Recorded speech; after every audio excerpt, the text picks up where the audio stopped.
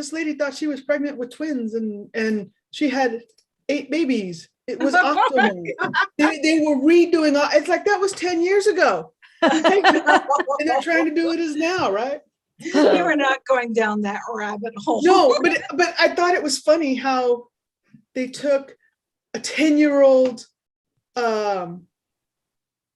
news article and tried to make it happened like today, right? She gave birth to 8 babies and thought she was right. It's like, and people in the comments let him know, hey, I found it fascinating as hell. That was all. So I see that on Facebook all the time too. People post like, oh my God, can you guys believe them? I'm like, yeah, I believed it 6 years ago.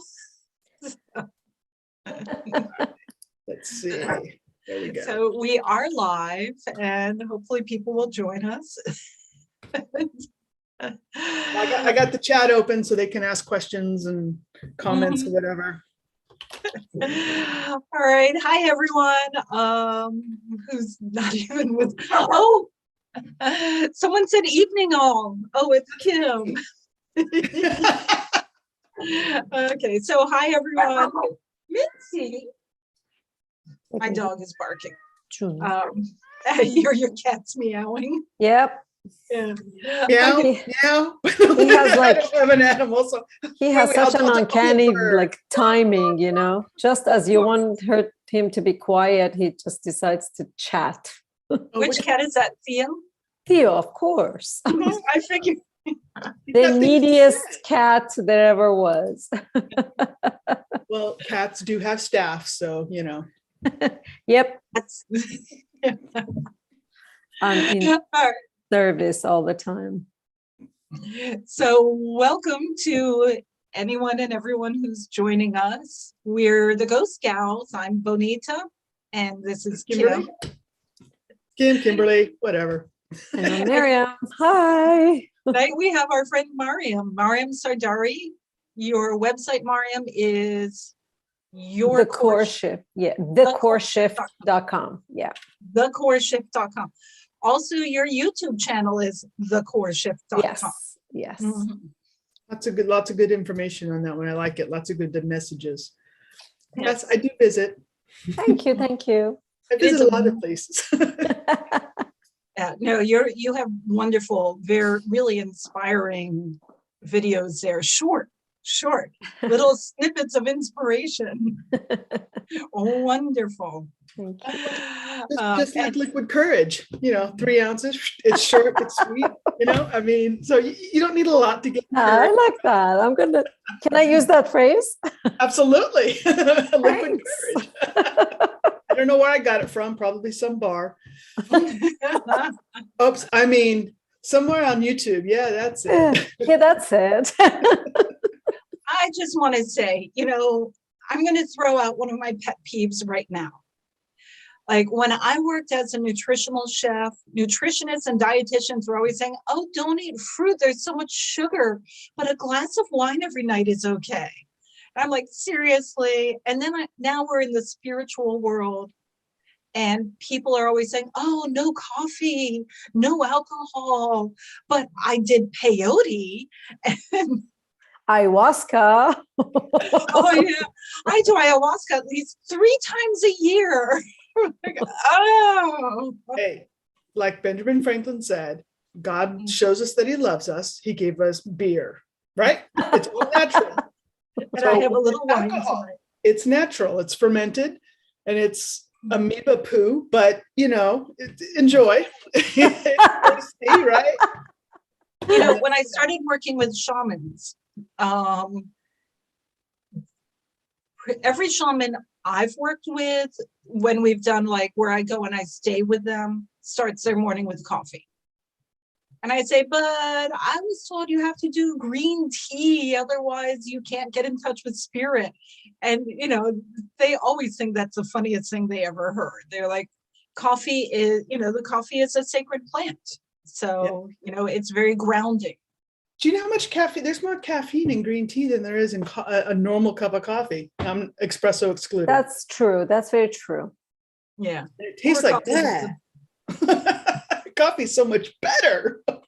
Well, I like green tea. I like black tea. I love a cup of Lady Darjeeling at 3 p.m.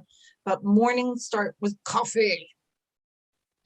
I like them all. Hallucinogenics, that helps with the meditation, but you know. Yeah. Yeah, And that's true. evenings start with a glass of Chardonnay. Actually, this is Pinot Grigio. You know, I just think you can connect any way you decide to. It shouldn't be dependent upon whether you drink alcohol or you eat meat and whatever. That should just be a personal choice. And just because you're in a spiritual community doesn't mean you have to give up things that you might enjoy, you know? Exactly. I've come to this conclusion after a while now. You know, you bring up an interesting topic, and I mean, I know we have another topic for tonight, but going along that lines, I sent Bonita some documents from the 1970s when I started getting into spiritualism or woo-woo or whatever we want to call it. And it was very set, very like, you have to meditate, you have to do this, you have to get into this particular mindset to be able to do these things. Not everybody is like that, but everybody teaching stuff, you know, and the beginners, absolutely, right? You've got to meditate to help you get in this space, you know, that kind of thing. But everything was so rigid. And it's still kind of rigid, right? Because we're still teaching the same stuff over and over, but they're also taking out the safety mechanisms. A great one is Reiki, right? When I got my 1, they're like, you can't even start to work on your 2 at least for 30 days because it has to adjust. The universe has to adjust, right?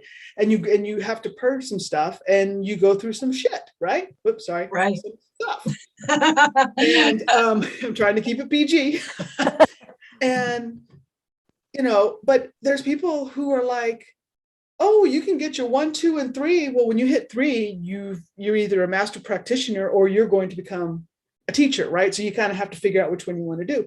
But they're like, oh, we can do it all in one weekend. And I'm like, you know, it's coming around the corner for that, because when I got my 2, oh, I said, I'm not even touching 3. 2 was a hellacious year, like nobody's business. Really? Yeah. It was the year of ever changing. It's when my dad died and everything else came out and all that other stuff. But that was after my 2. God help me if I got 3. God only knows where I'd be if I got 3. You know? But people are doing it the weekend, but I don't think the person's explaining to them that, you know, the universe has to adjust. You have to purge some things to be able to, you know, start doing this. And they're condensing stuff and leaving stuff out, which some of it I think is fine, but there's other stuff that you really need to know. The only people who should take a weekend Reiki 1 through 3 class are people who are already Reiki 2 or 3, and they're just doing it for a review. There's when I had my wellness center, our Reiki program was like a year long. Now, you didn't have to do a year, but we recommended you do the whole year-long process to go from Reiki 1 to 3. And they would come for our like Tuesday night programs, you know, the energy practice and all of the sound healing programs. Like people who were in our Reiki program were at our wellness center at least 2 or 3 times a week for that year. Nice. Not that it was required, but if they wanted to get the most out of it and really learn it, that's what they did. You know, the other thing that my teacher taught me was if you're a 1 and you see the symbols for 2 or 3, they're ingrained as a 1, doesn't matter what level you are, because you got introduced in that energy and they're stuck. You know, and I was like, okay, we got to figure out how to, because I went and started looking up stuff. I shouldn't have done that, but that's my fault. I stopped. Like when I was learning mantra work, you know, the gurus talk about cracking the layers of the mantra. So it can be the same mantra, but depending on how connected you are with the meaning of it. So when they talk about cracking the layers, to me, it's like epiphanies. Like suddenly you get like a download, a revelation, an understanding, a connection. And it takes you to it's the same mantra, but your connection with it. So like you said, if you're level 1 and you learn something that's level 3, you're going to learn it on a level 1 connection. Yeah. And I don't know how it becomes a level 3 type symbol, right? But yeah, I kind of whoopsed on that one on a couple of them and I stopped. So I was good. You know, what's funny when you said revelation and revolution are so close together. Anyways, moving on. It just popped in my head. Sorry, I'm squirreling tonight. So we're the paranormal revelation. Yeah, it could be. You know, what did yeah, never mind. Moving on, I'm gonna stop. Okay. And by the way, Nazi, I love, that's a great name for a coffee shop. Java Consciousness. Yes, I love that, Java Consciousness. Hi, Nazi. We love you, Nazi. We do. You know what, Nazi? Since you're the only one who said anything, what question do you have for the panel that we won't answer for you? Oh, come on, that was a joke, guys. Come on. So, the funny thing is, you think it's a joke. Nazi's got questions. We're going to be getting questions.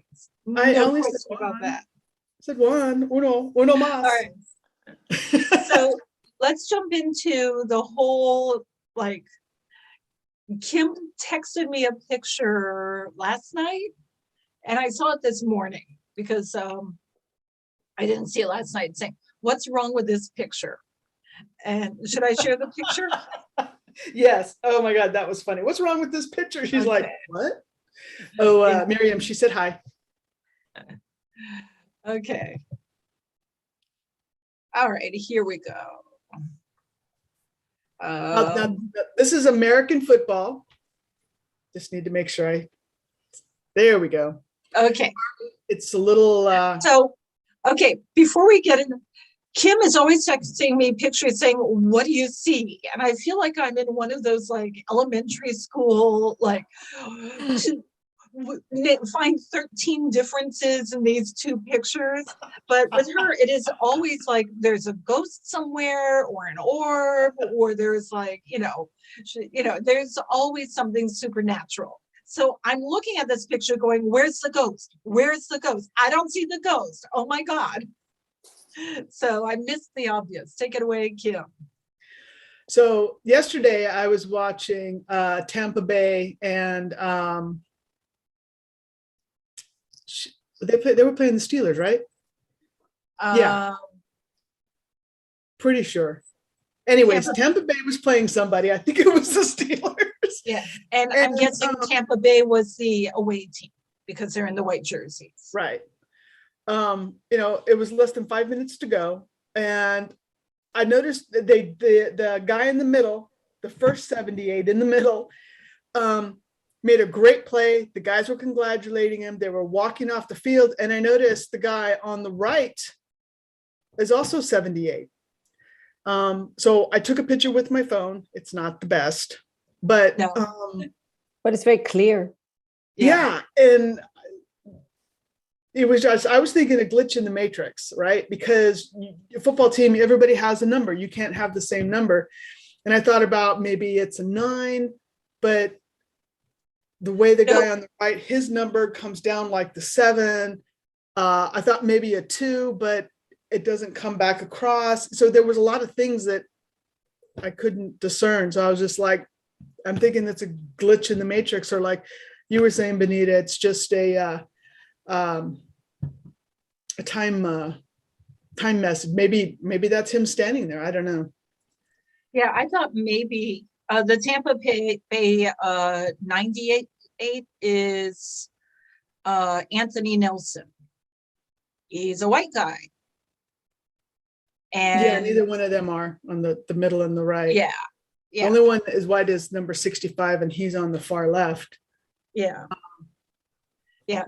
But this was on live TV. That was the weirder part. Yeah. So this is Mr. 78. Yes. Yes. And yeah. Oh, wow. And here he is. So It took a little while because honestly, I'm not a big football person. So I thought maybe they were just fans and they were wearing jock straps on their faces and they all had blonde hair. I didn't realize that was their helmets. So Kim had to give me a little lesson. But I did, let me stop the share. I did immediately, hold on. You see, this is Mr. 98. And you see the 9 looks, are you seeing my screen here? Yeah. Yeah, we see all the pictures. There it goes. Yeah, you see the 9 looks really different from the 7. No, it's like so obvious. It's 78. I mean, yeah, like there is no mistake in it. 2 78s. And if you go down to the 3rd row, the far right, you see there's a guy running with 27. So you can see how the 2 would come under and come back around, and you don't see that in that picture. Right. I was thinking, okay, maybe it's a 2, right? Because it kind of has a little bit of the same on the 7, but it doesn't, right? Okay, so let's go back to that picture. So as you see, the guy on the right has thinner leg. Yeah, he does, doesn't he? Yeah. Well, it might be the angle, but they both have the little belly bulge going on there. And yeah, but the guy on the right's wearing the long undersleeve where the 78 in the middle, it doesn't have a sleeve. Yeah. I don't know. I just thought it was fascinating. It was just like, you know. So then the other fun thing is Kim recorded the game. And I said, Kim, send me the game recording so I can see it in a better image. And she got the thing popped up saying there's no recording. Yeah, boo-boo. It said, unavailable. Yeah, so. Recording unavailable. Oh, well, now see, that's the Steelers and the Chiefs. This was Tampa Bay. So Tampa Bay was playing somebody else, and I don't remember who. Yeah, but it's the date. So unless they had multiple games on one day, there's something very kinky going on. So you guys, Kim is going to look and see if she can find any recording of the game. And if anyone else has any. They were playing the Eagles. Sorry. Okay. So, if anyone else has any recordings or anything like that, okay, now it's back to us. Hey, Kitty. The spirit guide is wearing a jock strap. I mean, I'm so immature. I just assumed that they were like guys with, fan guys with. I spent too many years working in kitchens. I'm used to being with the immature crowd. I mean, I have to say some fans do crazy stuff anyway. Yes. So it isn't totally out of the realm of possibility. Yeah. Oh, Kitty says Philly played Tampa Bay yesterday. Yeah, that was it. Yeah, and that was the game. Bazzy is cracking up about the spirit guides wearing jock straps on their heads. So Nazi's asking about what the topic is, and like I said before, we start on one topic, but we never, we try, we just don't go there. We wanted to talk a little bit about, we have 2 topics. The second one, I'm going to give a quick demonstration on giving a past life reading. And I'm going to read one of Mariam's past lives. Mariam, she's here. She's here with you. She is standing behind you. And pretty cool lady. So it's a female life. Okay.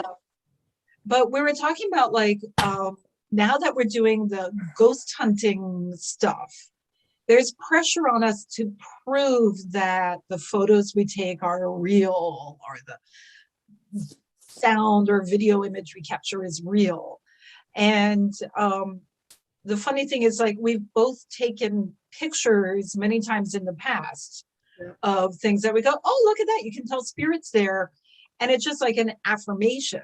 There's no need to prove it. So, so we wanted to talk a little bit about that. And then, Mariam's past life is. Is she impatient? She like jumping out. Kim, can you see her too? I don't generally see past lives. Okay. You know, why don't we go straight to that? She's super impatient. And here's the thing, y'all, like, I don't usually see ghosts. If I see someone who passed, it's because they have message to share with someone who's present. So most of the time when my clients come to me for a past life reading, all I have are like messages from your soul, from your past lives, from your guides, your guardians.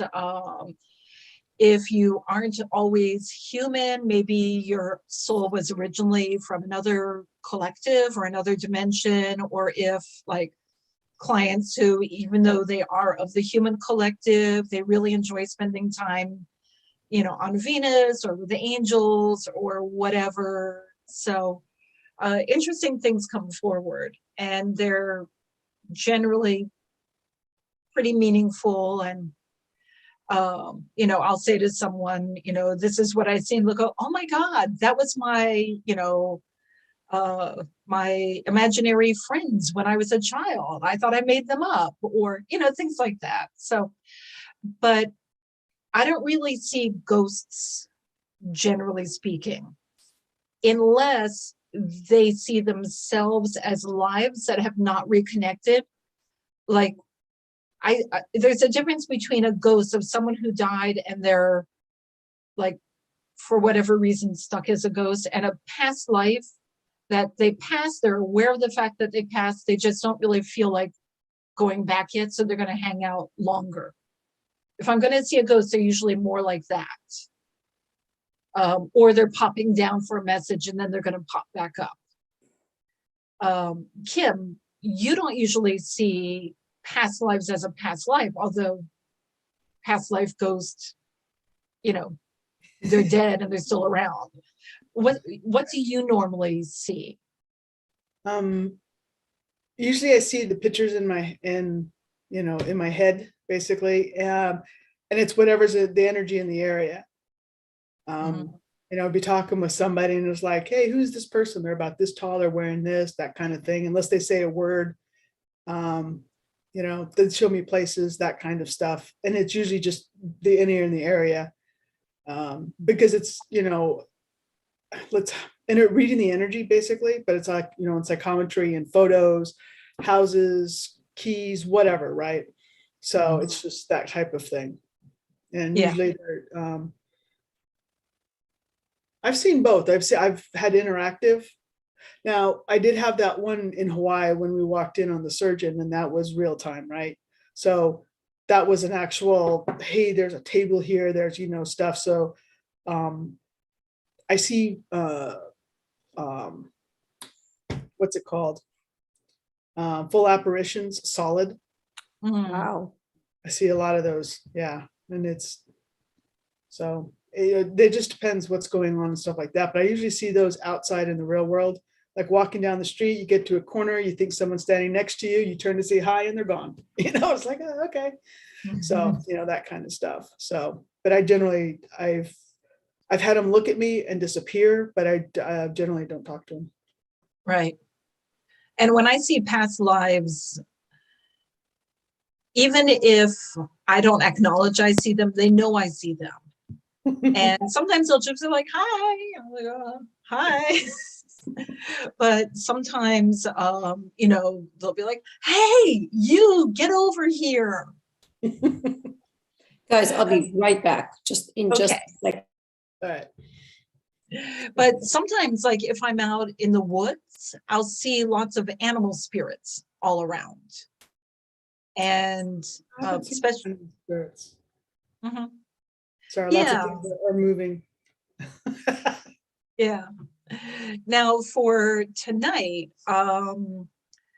I had wanted to do a little demonstration of a past life reading. But I didn't want, you know, it always makes me a little nervous doing past life readings because it's important to me to give the clients what they're looking for.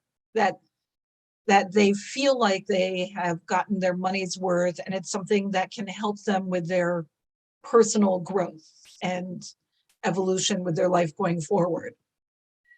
So I don't treat this as a parlor game. To me, this is, serious stuff, but fun. And so today, like, I just couldn't, like, I was just blocked on who to give a reading to, So this morning I was meditating and I just put it to my guides, who should I give a reading for? I would really like to do this, but it has to be the right person who's comfortable, and I'm comfortable. And this woman walked towards me through this like fog and light. And I'll tell you, Marion, she's dramatic. And she said, of course, you must introduce me to my beloved Mariam. I was like, yes. Oh my God, I was so happy. I love it. The moment she stepped forward this morning, I knew it would work out, because otherwise she wouldn't have stepped forward. And here we are. And then I told her she needs to wait on the side, because I didn't want to interact with her before we were online on screen together. But she's like medieval times going on Renaissance, like late medieval, early Renaissance. She said the hygiene had gotten a little better and women were allowed to read poetry. She's so witty, but she wears like the cone hats, with the wimple. And yeah, she loves wearing color, but color is very expensive. And she loves like delicate clothing. Like this woman, she's a bit of a prima donna. Does she have a name? It's EL something. It'll come. It's not Eleanor. It's something similar. It'll come. But Elena? No. It'll come. It doesn't do any good fishing for it. It'll show up when it shows up. But so here's the deal. She wanted to be like, in a way, okay, it's her words, not mine, the Paris Hilton of her time. She wanted the fame. She wanted the glory. She wanted the fine clothing and everyone to think that she's amazing without actually having to be amazing. This is what she wanted. Unfortunately for her, she was brilliant. So that path was not possible to her, because you can't be vapid for long continuous periods of time when you're brilliant and insightful.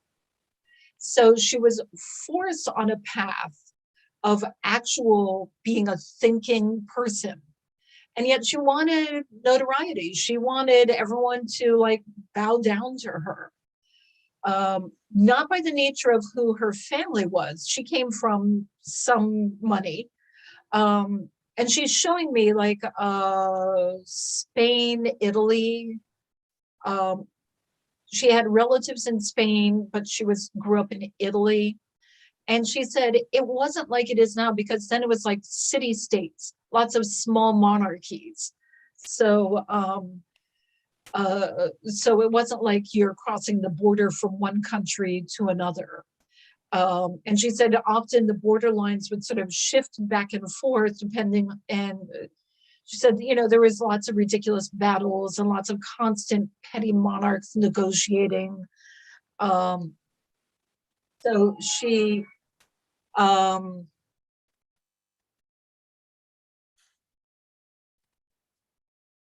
was really way too clever for her own good.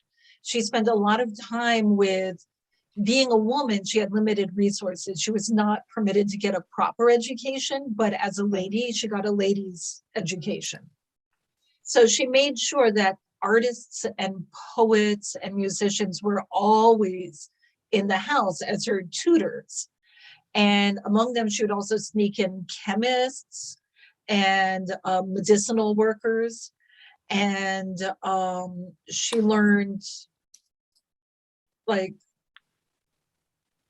she's showing like knife work and archery.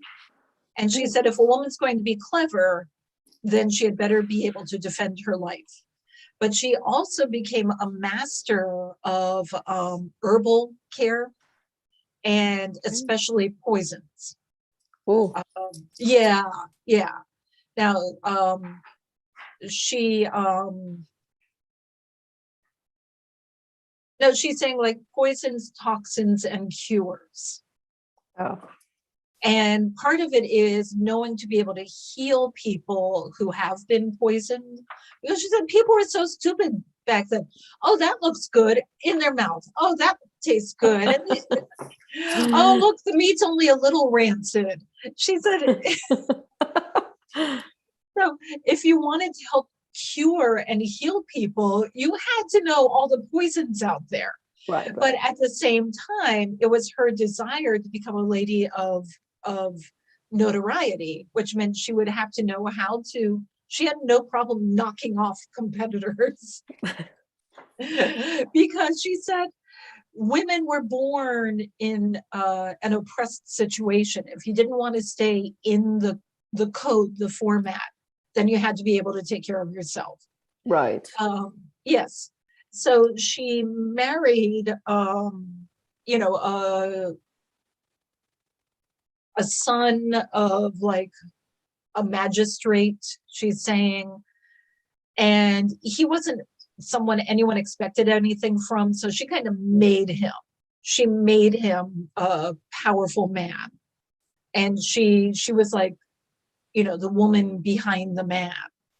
And she always had like knives strapped to her legs, because there were times when she would literally have to like stab people in their, she's showing like around the kidneys or the lower back.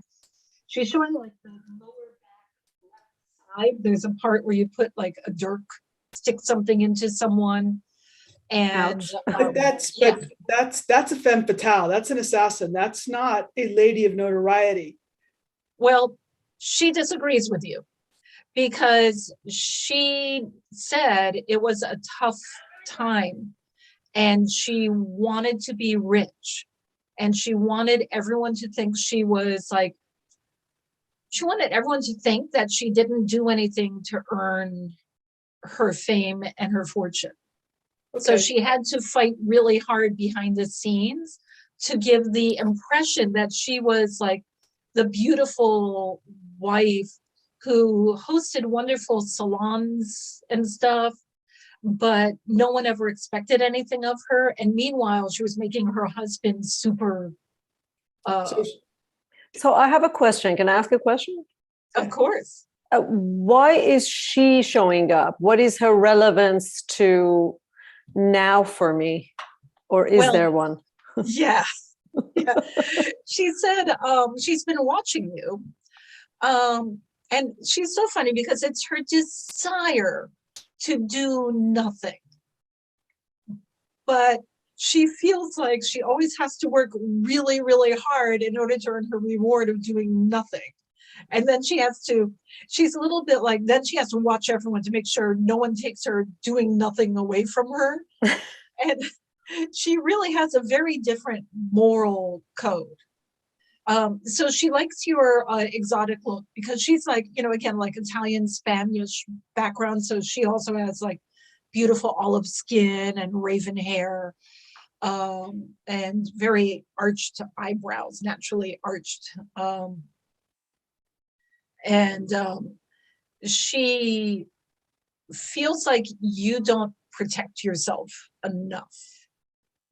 And in what way? In any which way. That you're so busy taking care of everyone else that you're not looking out for yourself. And since she always looks out for herself and only takes care of others, either by means of supporting her desires or because she enjoys their company, or, you know, as like a shield, and she has no mind, like,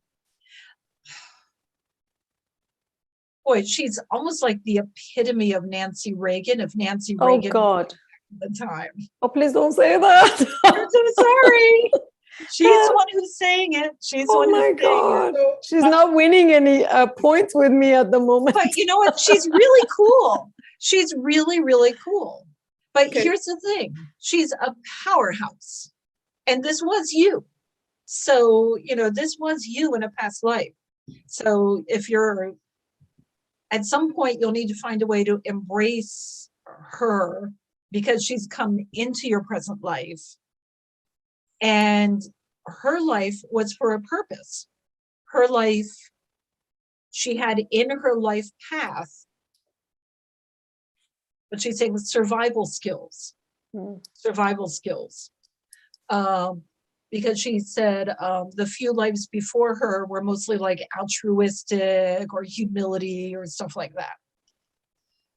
She says, you are great at rising above, at going forward. Standing your ground is something that she would like to help you with, in a way where it's, and I'm telling her, she's like, in a way where it's not confrontational. And I'm like, murdering the people who oppose you is not confrontational. That's just a little bit confrontational. But what here's was the the thing. title she had? What did they call her? She said she got married. She was helping she her married husband. a son of a magistrate, you know. And since I know nothing of these times, like the fact that I even got a word magistrate is miraculous. Ask her what they So, called her. What did they call her? yeah, now keep in mind, names are not my strong suit. Names are not my strong suit. No, I'm looking for title, because I honestly think because you hit a couple of key words, Oh, and it's watch, do nothing. What is this? I need to know how to cure. And so back in the day, way back with the time period that this person lived, right? In order, I mean, you had to have money to have people teach you. And if somebody was teaching a woman poison, there was a couple of reasons. Either the head of the household was a high enough up in the hierarchy and rich enough that the daughters needed to know how to cure, to figure out which poisons they had to do it. She wasn't that high up the rung. So then it goes down to assassin. And women were great assassins during this time because of sex, right? So while she's giving the persona, she's a femme fatale. I don't care what she says, because if you listen to what she's saying, I mean, we've all had our things, right? So I don't know why she's so ashamed of it. It's a learned skill. It's hard to learn. It's hard to do it. But yes, that's what she did. Yeah. You know, that could be. I mean, she's not ashamed of anything. She's very proud of her life. Very proud of her life. Now she's saying she came from a family that was well off. They were not the highest tier, but they were well off. I think her father was a little more of a merchant trying to work his way into titled stuff. But what you're saying, it makes sense. It makes sense. You know, if he's a merchant, then he would have had connections with all of that. And he would have been training his daughter to be marriageable to titles. Right. So, right. But you teach them, you send them to boarding school for the fine arts of femininity. No. You don't teach them how to kill somebody. Well, not in those days. I mean, in those days, there were no boarding schools. I know, but that, I'm using it as a oh yeah. Well, I can't think of the word. Sorry, yeah. Mary. That makes sense. But what I'm curious about, if she were a femme fatale, which it sounds like she may have been. Very cool. How is that going to help me, man? I don't want to poison anyone. No. The watch, the observant piece, the when to act, when not to act, when to stand in the shadow, when to step out. The one thing she knew all through her life was whatever she wanted, she would get. With or without murder. Yeah. Oh, and by the way, stabbing somebody in the back in the kidneys with a durka. Yeah. That's experience, and that's an assassin, just so you know. And they put poison on it too. Well, And there you go. Yeah.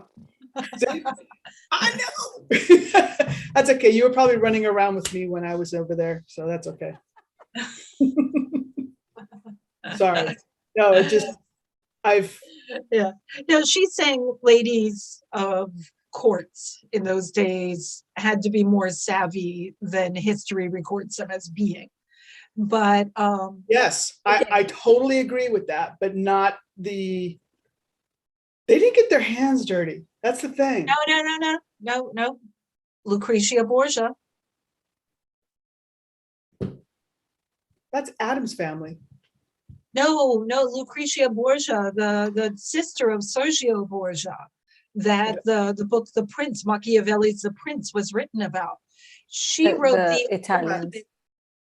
She wrote the ultimate book on poisons. Really? Yeah, during the know that. Renaissance. During the Renaissance, ladies knew about this stuff. But again, history whitewashes them into sitting around embroidering in a tower, you know. All right, my bad. But I still stand by it that I think she was a femme fatale. Just because of. Yeah, well, it's something for Mariam to talk to her about, because Yes. you get insights I don't. And she is very mysterious. I said from the start, she's being, mysterious, and she gets what she wants. What she wants, Mariam, is to help you with your life going forward without worrying about everyone else. Okay, I can definitely appreciate that. And also, she says that she's actually a lot of fun. She's a lot of fun, and she's insightful. She's killer at parties.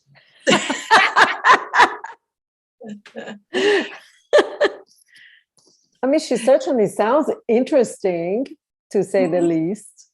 Yeah. So I believe that. I just was very surprised why, what the relevance was for showing up. Because usually when somebody comes forward, they have something to do with your present Right. life. So I was just like, okay, which part of this is supposed to be relevant?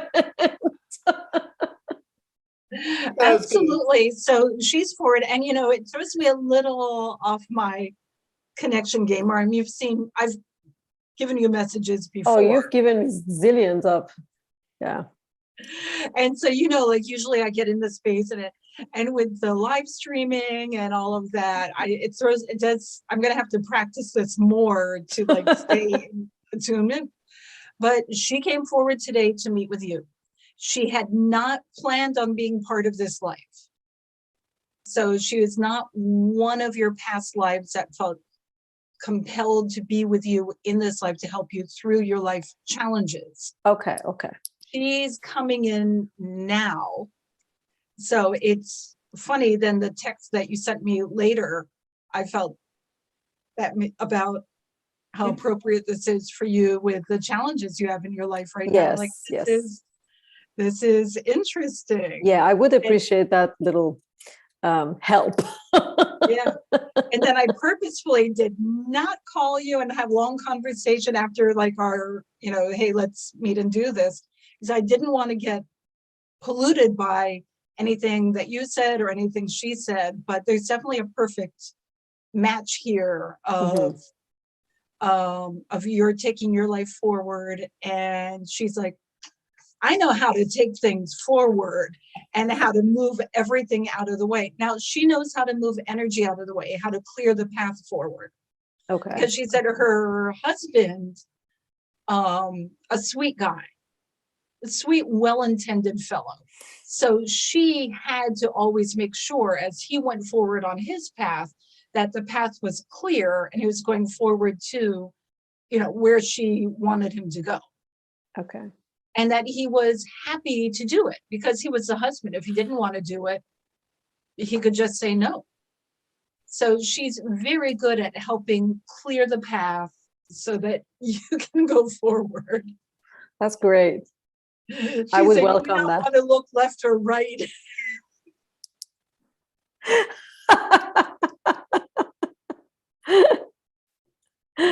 Just look forward and be happy." Just go like this. The horse blinders. So, funny. Remember the names I gave you in the text message? Uh-huh. One of them was Arya, right? Oh, right. Right? Arya Stark, who was a femme fatale in Game of Thrones. Oh, yeah, I never saw that. But her name is Eleonora. Oh, Eleonora. Elenara. Eleonora. So it's, okay. She is. Yeah. I'm sorry, that's just, that name came up earlier, all those others, no. no, you know what? She texted me. Does the name Anya or Anya mean anything to you? And I'm like, no. And here we have Eleanor. I'm like, okay, we're all getting in sync. Very cool. Very cool. Yeah. Really, I thought someone very nice and was going to come forward. I would expect that person in my past, just say. Well, the lives that come forward are either here to help us or they are here because they need us to help them. Like they have some karmic stuff just hanging there that it's really difficult for them to resolve, in the more non-physical. So by connecting with us, they can resolve it better. Or they're like ghosts. They just never left. They're stuck on the earthly plane. And they're hiding from the soul, they're hiding from the other lives. And so it's to help them with the healing and reconnecting. So there's always a reason why they come forward.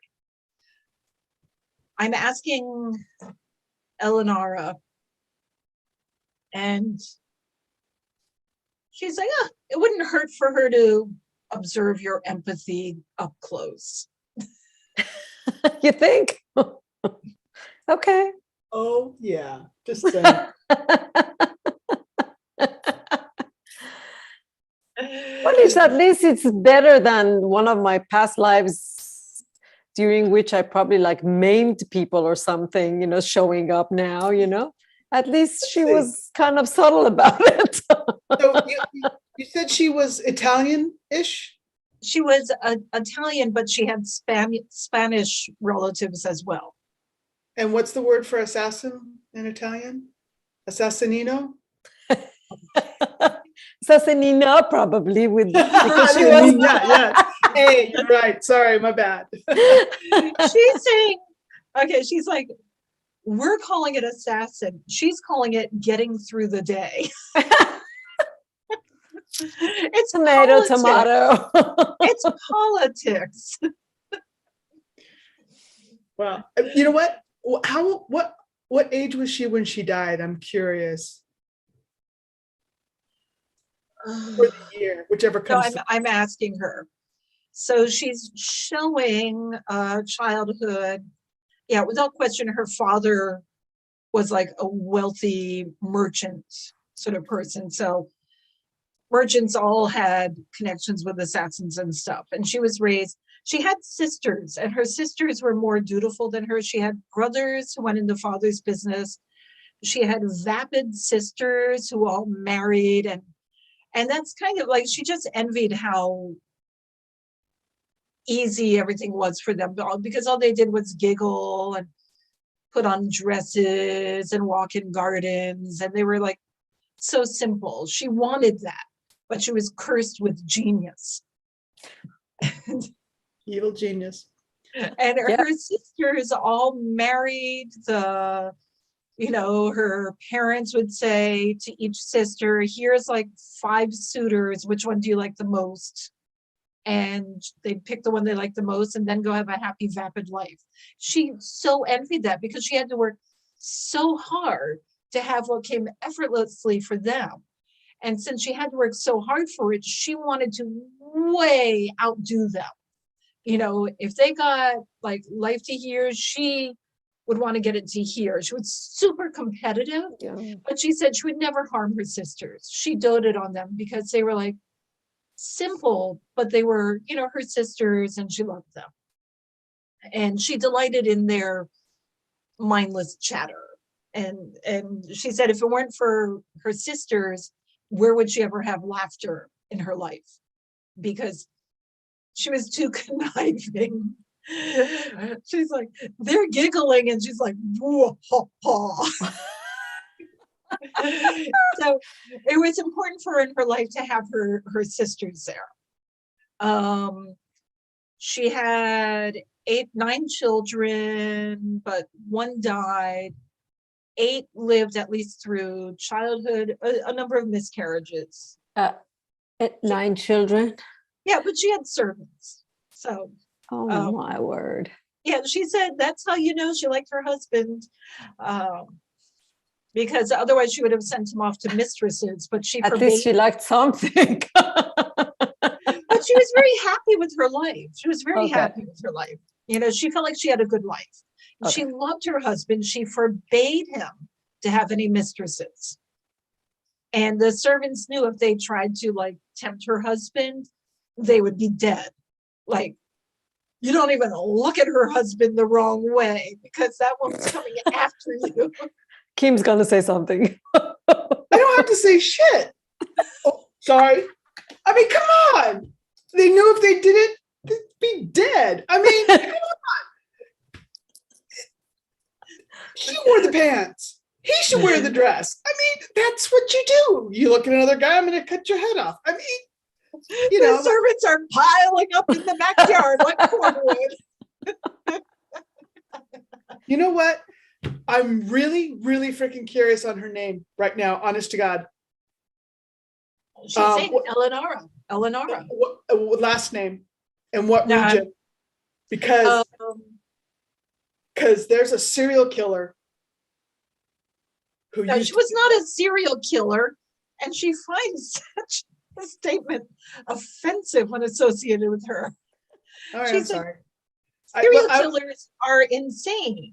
She was calculating.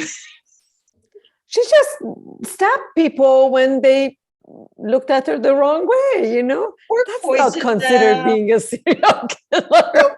Just know. Or sent a band of ruffians after them. I'm not going to piss Miriam off, man. She's going to dink me in the back. Torch the house. Wow. She said back in the days when everything was straw, lumber, and feathers. What? But Jace, how old was she when she died? So anyway, she lived to an old age, which she said was like 56. Okay. She was good. Yeah. And she had a life. She and her husband retired well. And she got everything she wanted out of life. Which is frivolity.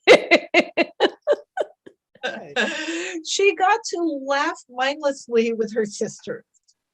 And her sisters loved like throwing salons, balls, whatever kind of hootenanny parties they did back in the day. And so she never had to she would organize salons at her house. She didn't know how to host a frivolous event, but she could go with her sisters to theirs. So I think like Milan, somewhere around Milan is where she would have been. That's what I'm seeing on the map. And this would be early Renaissance, like late Dark Ages, like early Renaissance. Early Renaissance. When's Renaissance? 1700s? No, like 1400s, 1500s. Yeah, before Shakespeare. Leonardo da Vinci was in the height of the Renaissance, so it would have been before. Leonardo da Vinci. Mamma mia. So she's here to help clear your path, but then you have to go forward without fear, without harming people, without remorse.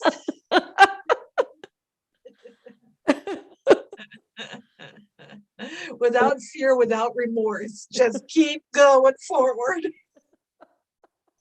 So what's her body count? She has no idea. Like, that's not the sort of thing she would keep count of. It's of little matter. Do you ask a warrior on the battlefield to keep count? No. Now, you all watch it. She's really controlling hers. You know, Oh. I know that spirits can be, sometimes they don't have the energy to, to talk, so they get out what they can. And when you have a conduit who's willing to listen, and then they come, I've never had spirit, entity, or otherwise point blank lie when asked questions, with the exception of some ones that are hiding their true intent. So then it comes down to the question of, that's why I asked, what did they call you? Not necessarily, her name, right? But what did they call you? Because they had to call her something because there was enough fear. So why is the heirs there? That's what I don't understand.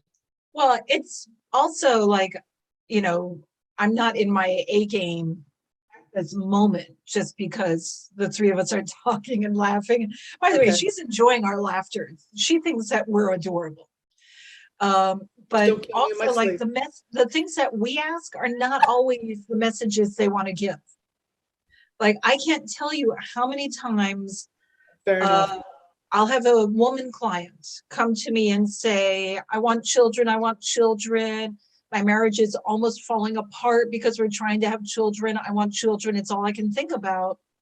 And, again, these are people I've never met before, never meet again, unless they reach out to me. And finally, I'll say, well, what's coming through is you're supposed to be helping. This was a true story. You're supposed to be helping children. You're supposed to be helping children from other countries, children who are impoverished, women who are impoverished.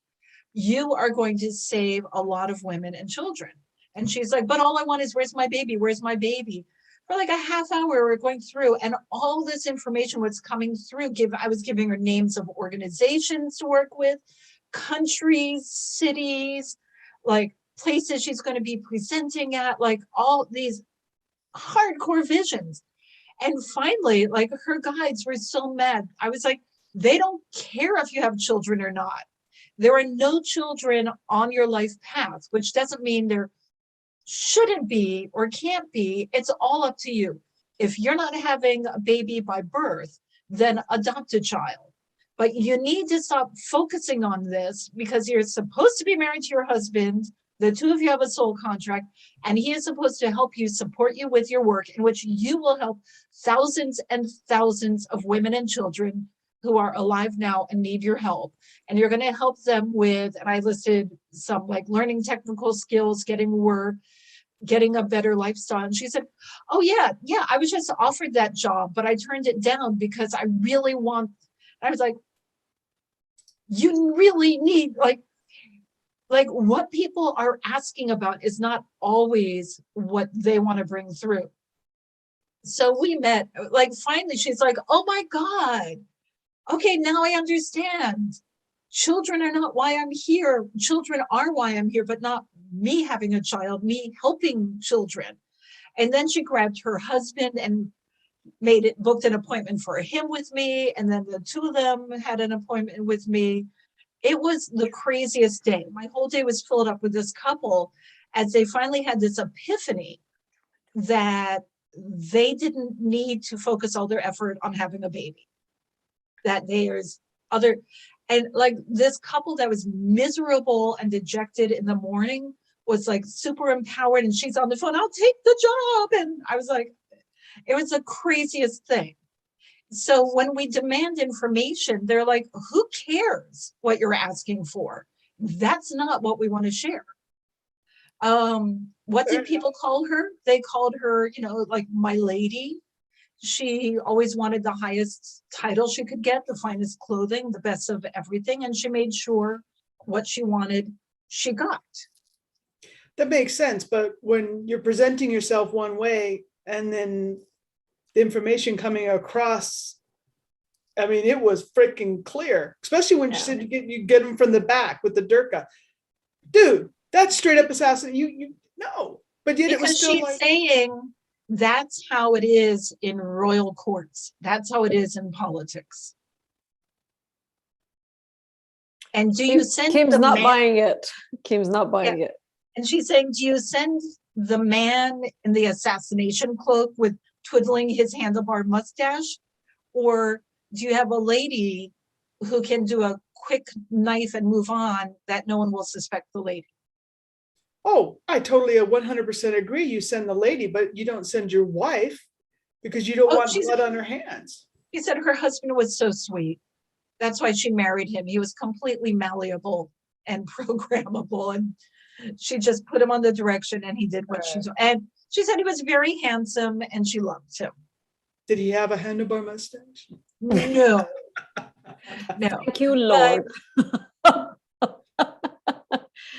But the thing is, she doesn't see herself as a villain. I don't know. I don't either. I'm just trying to get. She sees herself as a woman who survived in a time, who excelled in a time when women often did not excel. And she lived the life she wanted. She said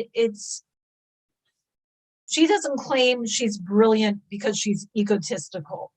She claims she's brilliant because she was often the only person in the room who could see all the moving pieces of what was going on and how to use it. She was very Resourceful?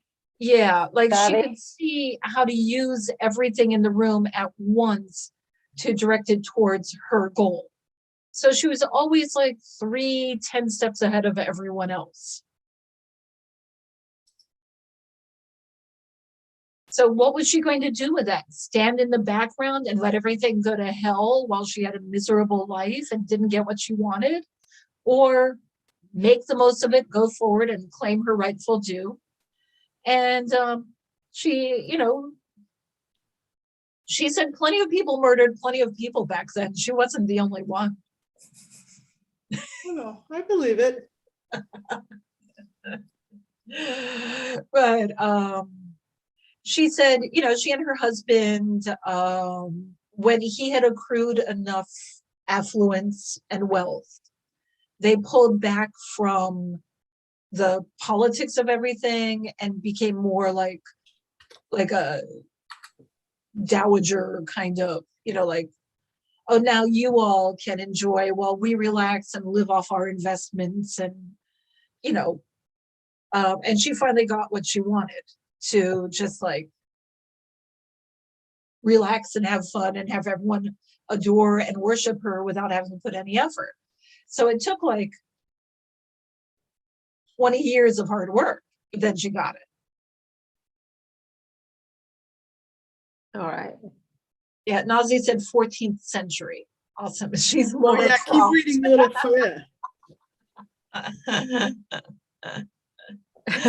He wants to go there now to that timeline. So, but she had a brilliant, fascinating life. She was surrounded by artists, always. She loved her artists. She loved her scientists. She loved botany. She loved the study of nature. And well, yeah, what plants cure you and what plants kill you. Yeah. That's right. Yeah, that's right. Hell yeah. I mean, really, if you look at how did man get to their work? Hey, this looks good. And that a lot of them died, right? Then they figured out, hey, this counters that. So, yeah. When I studied with shamans in Mexico, part of their culture of learning is an apprentice will go out with a shaman into the wilderness and they just sit quietly in an area where there's like a lot of, berries and leaves and things and just watch what the animals do with everything. Yeah, but some animals can eat the poison stuff and not die. Yeah. Very few, but I mean, so it's, sometimes it's not 99% of the time, you'll be safe. That's all I got. But they base it on the, thousands of years of their predecessors doing the same thing. So they have all the accrued knowledge in there. So part of the keeping the knowledge is to always be relearning it, revisiting it.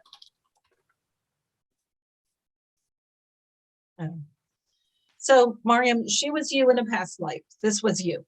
So Okay.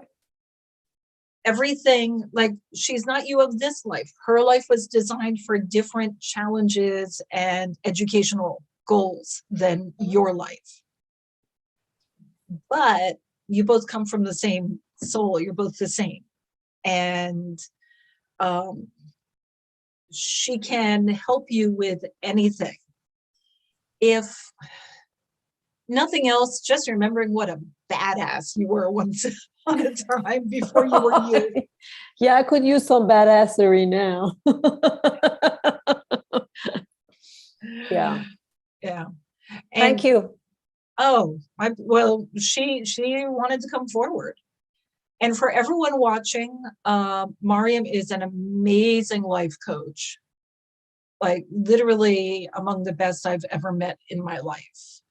Oh, And so good at helping people see their own life path and learn to navigate it with their whole heart. And an amazing artist as well. So tell us your website and your YouTube channel again. both are called The Core Shift, and I would appreciate subscriptions. Yes. Like subscribers, actually, not subscriptions, subscribers.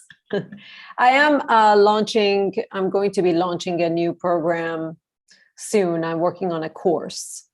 So it shall be announced in the near future. Wonderful. I'll sign up for it. I love your courses. Mariam's programs are always fabulous. Thank you. Yeah. And So, we are beyond our hour. okay. Yeah. Thank you, ladies. It was great hanging out with you. It's been hanging out with you guys. So you all, next week, Kim and I will be back showing footage and the like from our ghost hunting equipment and pictures of orbs and stuff. We'll do a little more research on that strange 79 doppelganger. If anyone else saw that on the football show, feel welcome to let us know if you saw it as well. Yeah, I'm going to do a little research and see if I can pull up the video and see if I can get a better picture or a clip. That'd be cool. Yeah. Well, have a wonderful night, everyone, and thank you for joining us.